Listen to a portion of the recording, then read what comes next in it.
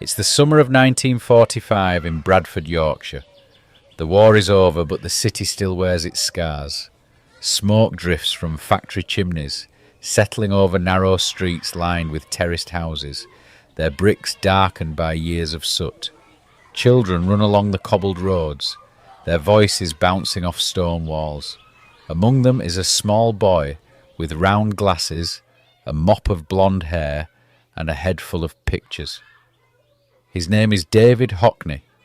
David is the fourth of 5 children, growing up in a modest but lively home. His father, Kenneth, is a talker, a man full of ideas, a dreamer who encourages curiosity. He doesn't believe in war, refuses to fight, and instead fills his children's heads with books, poetry, and the importance of standing by your principles. His mother, Laura, is gentle and warm but firm. She teaches kindness and discipline in equal measure. From an early age, David sees the world differently. He notices things, how light pools on the floorboards in the morning, how steam curls from a cup of tea, how the rooftops seem to huddle together under the endless grey sky.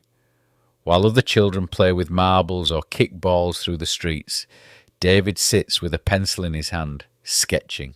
Faces, buildings, the way shadows stretch across a pavement. Bradford is not a place for dreamers. It is a city of industry, of hard work, where boys grow up to work in mills or offices, their futures laid out before them like the roads that lead from the factory gates. Schools prepare children for this path: discipline, obedience, practicality. But David is restless. He doesn't like rules. He likes colours, lines, shapes. He likes making things appear on a blank page. At school, teachers tolerate his drawings but don't see much use in them. He doesn't mind. In his head, he is already somewhere else, somewhere brighter. One of his favourite places is the cinema.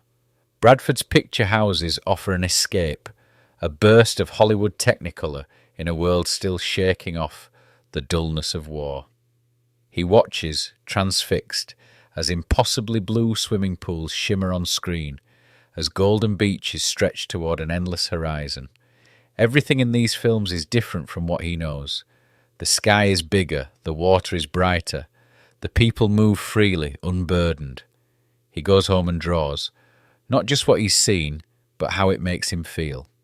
His father encourages him, his mother supports him, but the world around him, the teachers, the neighbours, the expectations of a working-class Yorkshire town seem to suggest otherwise. Art is not a real job. But David is not thinking about jobs. He's thinking about colour, about light, about space. He's thinking about the future, even if he doesn't know what it looks like yet. Bradford, 1953. The city hums with the sound of trams rattling along the streets, factory whistles cutting through the morning air, men in flat caps heading to work. For most boys in this town, life has a clear trajectory. School, then a job, most likely in one of the city's many textile mills or offices. But David Hockney is not like most boys. At 16, he enrolls at the Bradford College of Art, a decision that sets him apart from his peers. The college is small, but for Hockney, it is a world of possibility. Here, he no longer has to justify his obsession with line and form, no longer has to explain why he'd rather draw than memorise dates and figures. He throws himself into his studies, learning the fundamentals of draftsmanship, exploring the techniques of the old masters, sketching constantly. Bradford is still grey, still industrial, but inside the classroom, his world is expanding. He discovers Picasso, Matisse, and Van Gogh. He experiments, pushes boundaries, starts seeing beyond the soot-streaked windows of the city he calls home. And then, national service. Like every young man of his generation, he is expected to serve 2 years in the military. But Hockney, like his father before him, is a conscientious objector. He refuses to bear arms, refuses to be part of the war machine. Instead, he spends his service in hospitals, working as an orderly, tending to patients, mopping floors. It is tiring, monotonous work, but in between shifts, he sketches, portraits of nurses, patients, fleeting moments captured in charcoal and ink. By the time he finishes, the year is 1959. He is 22 years old, and he is ready for more. That same year he earns a place at the Royal College of Art in London. If Bradford was a small pond, London is an ocean. The city is alive with energy, jazz clubs, beat poets, abstract expressionists, a cultural explosion in every direction. He arrives with a flat northern accent, round glasses, and a mop of unruly blonde hair. A working-class lad from Yorkshire, stepping into a world of avant-garde thinkers and modernist painters. The RCA is rigorous, demanding. He is expected to conform, to follow the rules of academic painting. But Hockney is not interested in rules. He is interested in expression. He begins painting with a looseness, an urgency, influenced by the American abstract expressionists he admires. Jackson Pollock, Franz Kline, Willem de Kooning. But then something happens. He sees the work of Francis Bacon, raw, twisted figures full of pain and honesty. He discovers Jean Dubuffet, who paints with the rough energy of graffiti. He realises that art can be personal, that it can be about something. And for Hockney, at this time, it is about himself. He starts incorporating text into his paintings, snippets of speech, phrases that hint at his identity. He is grappling with his sexuality, living in a Britain where being openly gay is still illegal. But in his art, he can explore it, even if he can't yet say it out loud. In 1961, he paints We Two Boys Together Clinging, inspired by a Walt Whitman poem, a bold and coded expression of love between men. It is the beginning of something, an unspoken defiance, an assertion of self. By 1962, he is making a name for himself. He graduates with a gold medal for his work, one of the RCA's top honours, but he is restless. London is thrilling, but something else is pulling at him. A place he has only seen in films, a place where light bounces off swimming pools, where palm trees line endless roads, where men live freely, without the grey weight of Britain's post-war repression. California. That world, impossibly bright and impossibly distant, is calling. And in 1964, he will answer. As David Hockney steps off a plane into the warm, honeyed air of Los Angeles. He has seen this place before, not in person but in the movies. The palm trees, the endless freeways, the golden light that melts into pink each evening. But now, standing here, suitcase in hand, it is real. And for a boy who grew up in the grey drizzle of Bradford, it is nothing short of a revelation. He is 26 years old, fresh from London, where he has been celebrated as one of Britain's most exciting young artists, but also weighed down by its restraints, by its rules, its class system, its coldness. He is searching for something else, and here, in California, he finds it. The first thing that strikes him is the light. It is different from anything he has known, sharp, clean, brilliant. It makes colours pop, makes shadows sharper, makes everything feel alive. The second thing is the pools. They are everywhere, behind houses, in courtyards, blue rectangles shimmering under the sun. Water that is still, then rippling, then still again. A constant play of movement and reflection. He rents a small apartment, starts painting immediately. But something has changed. In London his work was full of murky tones, heavy textures, experimental strokes. But here, the colours explode. Flat planes of blue, sharp outlines, vibrant contrasts. The shadows are crisp, the figures relaxed. His art is not just about California, it is of California, and soon the world sees it too. In 1967 he paints a bigger splash, a perfect blue pool, a clean white diving board, a moment frozen in time as water erupts into the air. The splash itself is painstakingly painted, though it looks effortless. There is no figure in the painting, only the trace of someone, a presence just left. it becomes one of the most famous paintings of the 20th century. Hockney is in love with California, with its people, with its freedom. In Britain, being openly gay had been dangerous, but here he feels unshackled.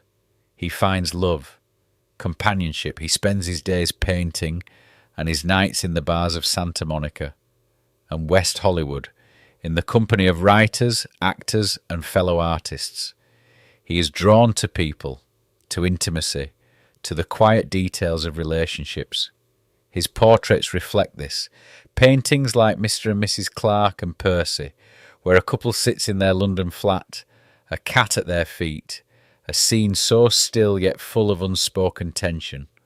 Or Christopher Isherwood and Don Bachardi, a study of love and power between an ageing writer and his much younger partner. Hockney does not just paint what he sees, he paints what he feels. But despite his love for California, there is always a thread that pulls him back home. His mother, Laura, devout, gentle, unwaveringly supportive. He returns to England to visit her, usually once a year. He stays in Bradford for no more than 2 weeks at a time. Any longer, and the place begins to suffocate him. The sky too low, the air too damp, the town too full of memories. Instead, he paints her. In quiet portraits, in delicate sketches, capturing her kindness, her patience. Even as he builds his life in America, Yorkshire remains in his bones. It is the early 2000s, and David Hockney, now in his 60s, a man who has lived half a lifetime under the California sun, finds himself looking out over the windswept fields of East Yorkshire. The light here is different, softer, muted. The sky rolls endlessly over patchwork fields, shifting from brilliant blue to brooding grey in a matter of minutes. It is a landscape he has known all his life, just not like this. He has come home. Bridlington is an unlikely place for one of the world's greatest living artists to settle. A small, quiet seaside town on the Yorkshire coast, far removed from the sun-soaked glamour of Los Angeles. But Hockney has never done what people expect. Here, in a converted barn studio, he embarks on a new obsession. Landscapes. Big, sweeping, immersive landscapes. He is painting like a man possessed. Massive canvases that stretch across entire walls. Scenes that pulse with colour and life. Gone are the clean lines of California, the swimming pools, the Hollywood cool. Now it is twisting country roads, ancient trees, autumn hedgerows burning red and gold.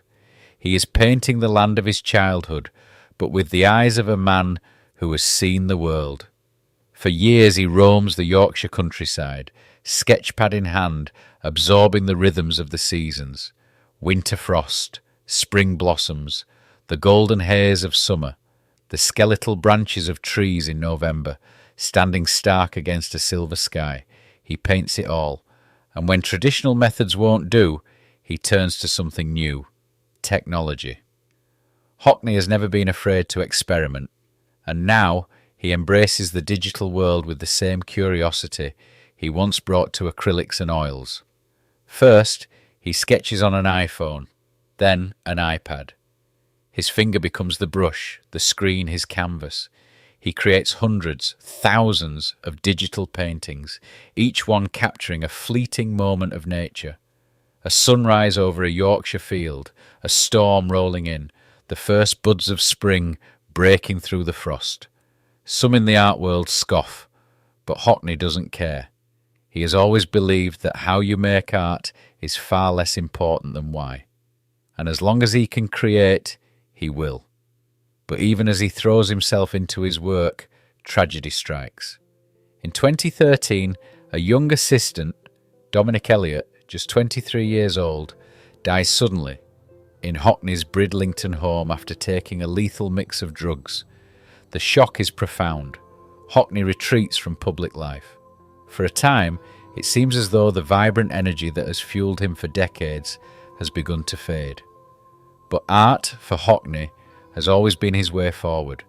His paintings continue to evolve, his work continuing to push boundaries. And now, for the first time, he has a permanent home for it. Salts Mill, Saltaire. A grand Victorian mill just down the road from his native Bradford.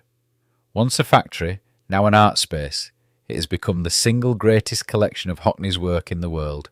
Here, visitors can walk through decades of his creations, portraits, landscapes, digital works, each one a testament to a life spent seeing the world in a way no one else does. And even now, as he moves through his 80s, he shows no sign of stopping. In recent years he has swapped Yorkshire for France, setting up a new home and studio in Normandy. But wherever he is, one thing remains constant. He is always looking, always seeing, always creating.